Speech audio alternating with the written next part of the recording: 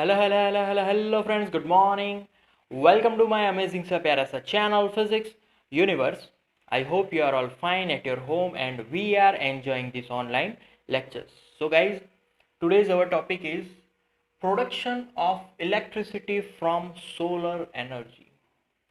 So basically, we can use this solar energy to transform that energy into electrical energy in two ways. So first, it is directly transformed to electrical energy, and second one, it is indirectly transformed to electrical energy.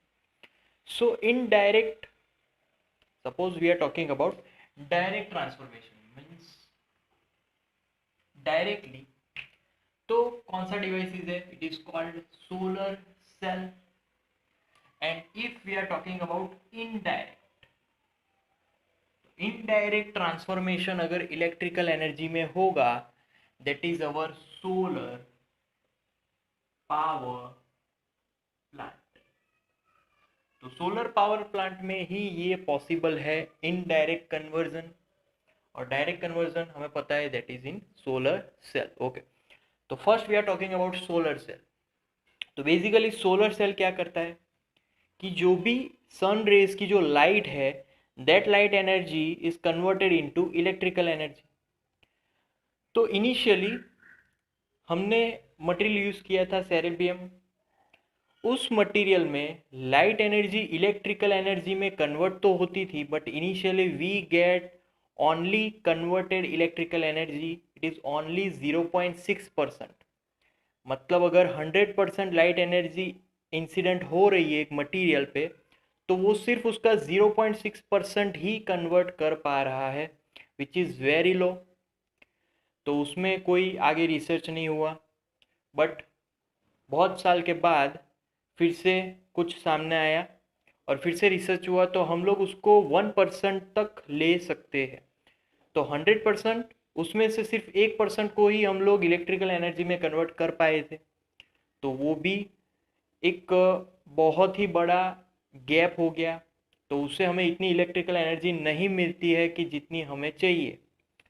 सो फिर हमने solar panels में दो semiconductors लगाए, जैसे कि एक है silicon and second one is germanium. तो these are the semiconductor. Now basically semiconductor कैसे वर्क करते हैं? We know that semiconductor have high resistance in comparison with the conductors. उनके रेजिस्टेंसेस ज़्यादा होते हैं. But if we increase the temperature of semiconductors, their resistance will be decreasing. तो वहाँ पर ये पॉजिटिव एक्सपेक्ट हमें मिला सेमीकंडक्टर से, क्योंकि जैसे ही हम लोग उसका टेम्परेचर इंक्रीज करते हैं, उसका रेजिस्टेंस डिक्रीज होता है. तो सेमीकंडक्टर पहले भी इंसुलेटर से तो अच्छा ही था, बट अगर टेम्परेचर इंक्रीज करेंगे तो इंसुलेटर से और अच्छा हो जाएगा. कंडक्टर का भी वो वर्क दे सकता है इन इंक्रीजिंग टेम्परेचर. सो अब जैसे ही इस मटेरियल से बना हुआ सोलर सेल पे हम लोग लाइट एनर्जी इंसिडेंट करवाते हैं, तो साथ ही साथ हीट एनर्जी भी इंसिडेंट हो रही है. हीट एनर्जी इंसिडेंट होगी, इससे क्या होगा, इसका जो रेजिस्टेंस है वो डिक्रीज होगा, और light energy is converted into electrical energy. तो यहाँ पर हमें जो परसेंटेज मिली कि लाइट एनर्जी और हीट एनर्जी से जो इलेक्ट्रिकल एनर्जी में कन्वर्जन हुआ, दैट परसेंटेज इज 30% तक मिला. तो 1% से तो अच्छा ही है 30%. सो तब से हम लोग सोलर सेल का जो डायरेक्ट ट्रांसफॉर्मेशन हो रहा है इलेक्ट्रिकल एनर्जी में, तो यहाँ पर वो हम लोग यूज करते रहते हैं. सो सोलर एनर्जी में बेसिकली अगर 4 सेंटीमीटर स्क्वायर पे उतने जो हमने सोलर पैनल अभी रखे, और उसके जो 4 सेंटीमीटर स्क्वायर पे जो भी लाइट इंसिडेंट हो रही है ड्यू टू सन, तो उससे हमें कितने वोल्टेजेस मिलते हैं? 0.6 और 0.4 वोल्टेज के वोल्टेजेस हमें मिल सकते हैं. तो मान लो कि अगर मैं बड़े से बड़ा एरिया का सोलर पैनल्स लगाऊंगा, तो मुझे यहाँ पर वोल्टेज वैल्यू ज़्यादा मिलेगी, उतनी ही मुझे करंट वैल्यू ज़्यादा मिलेगी. तो बेसिकली हमें क्या करना है कि सोलर पैनल का जो एरिया है वो बढ़ाना है, कि जिससे ये वोल्टेजेस बढ़े, and after all we get more and more current value.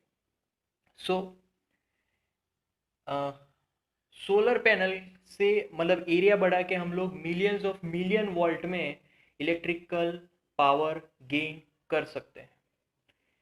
सो ये जो हमने सोलर सेल हम यूज़ करते हैं उसके जो अप्लायंसेस है किस में यूज़ होता है, तो basically solar cell use to glow bulb, fan, light, मतलब जितने भी इलेक्ट्रिकल अप्लायंसेस से चलने वाले डिवाइसेस है उन सब में ये यूज़ हो सकता है। ओके, अब इसके बाद अगर मैं यहाँ पर ये जो सोलर सेल है वो हमें पता चल गया है कि वो सुबह ही चल सकता है क्योंकि सुबह ही सन रेज इंसिडेंट होंगी, तो रात को फिर क्या कर पाएंगे? अगर इलेक्ट्रिसिटी हमें चाहिए तो रात को फिर हमें सोलर सेल के नज़दीक हमें क्या करना पड़ेगा, एक बैटरीज लगानी पड़ेगी। तो इसके साथ एक बैटरी लगी हुई होगी, तो बैटरी क्या करेगा कि सुबह वो चार्ज होती जाएगी और रात को वो डिस्चार्ज होके हमें जो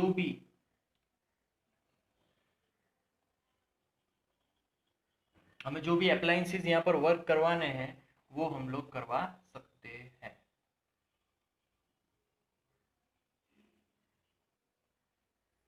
So this is how battery works in the night, which is connected with the solar panels. Okay.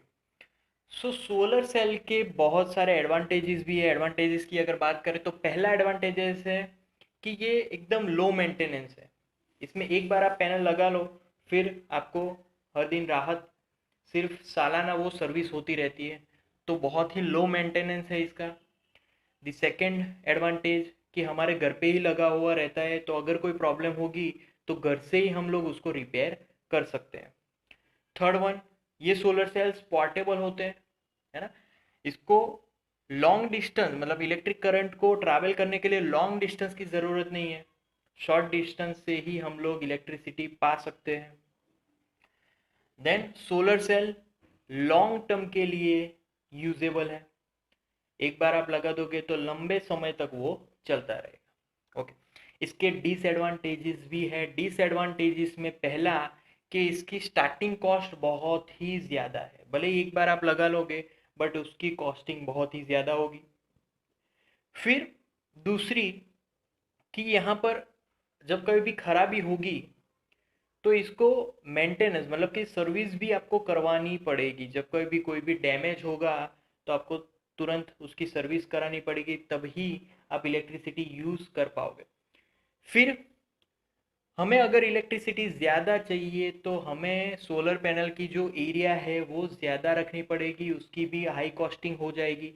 जितना एरिया ज़्यादा उतनी कॉस्टिंग ज़्यादा होगी। फिर तीसरा कि जब क्लाउड्स वाला मतलब कि सन रेज अगर उस पर नहीं गिर रहे हैं तो फिर हमें बाहर से लाइट एनर्जी उस पर एमिट करवानी पड़ेगी कि जिससे हमें इलेक्ट्रिकल एनर्जी मिल पाए। So these are the disadvantages of solar cell. Okay, now we are moving on to our next topic that is solar power plant. अब ये सोलर पावर प्लांट कौन से प्रिंसिपल पे वर्क करता है, तो बेसिकली ये जो सोलर पावर प्लांट है वो टेम्परेचर पे वर्क करता है।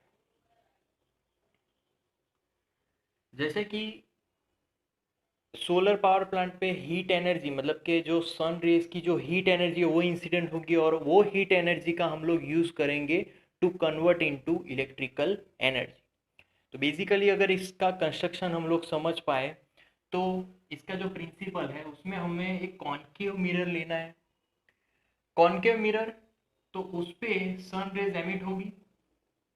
आफ्टर एमिशन हमें एक पॉइंट पे वो सारी सन रेज फोकस मिलेगी, तो वो पॉइंट जितना हो सके उतना गर्म होना स्टार्ट हो जाएगा। तो उस हीट का हम लोग यूज़ करेंगे टू बॉयल दी वाटर। यहाँ पर पानी की पाइप रख देंगे जिससे कि पानी गर्म हो जाए। पानी जैसे जैसे गर्म होगा उसकी स्टीम बनना स्टार्ट हो जाएगी और वो जो स्टीम प्रेशर है उसका यूज़ हम लोग करेंगे टरबाइन को मोशन में लाने के लिए। और जब टरबाइन मोशन में आएगा तब हमें मिलेगी इलेक्ट्रिसिटी। तो ये इनडायरेक्ट प्रोसेस हुई, हम लोग पहले गर्म करते हैं फिर स्टीम बनाते हैं, स्टीम प्रेशर का यूज़ करते हैं, उस प्रेशर से टरबाइन को मोशन में लाते हैं और फिर हमें इलेक्ट्रिकल एनर्जी में जो एनर्जी है वो मिलती है एट लास्ट। सो यहाँ पर हमें दो एक्चुअली जो बोल सकते हैं कि दो एडवांटेजेस है। फर्स्ट ऑफ ऑल कि यहाँ पर पानी उसके हिसाब से गर्म हो रहा है इजीली, और दूसरा कि इलेक्ट्रिकल एनर्जी भी मिलती है।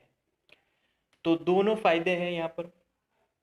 हमें क्या किया, कॉन्केव मिरर लिया कि जिससे वो जितनी भी सन रेज हैं वो एक पॉइंट पे फोकस हो, और वहाँ पर हम अगर वाटर पाइप रख दे तो वहाँ से पानी गर्म होते आगे जाएगा, स्टीम बन के फिर उसका यूज़ हम लोग आगे इलेक्ट्रिकल एनर्जी जनरेट करने में यूज़ कर सकते हैं। So that is our topic guys, production of electricity from solar energy. That's it for today, guys. Thank you so much for viewing my videos till the end. That means a lot to me. Please like my videos and subscribe my channel.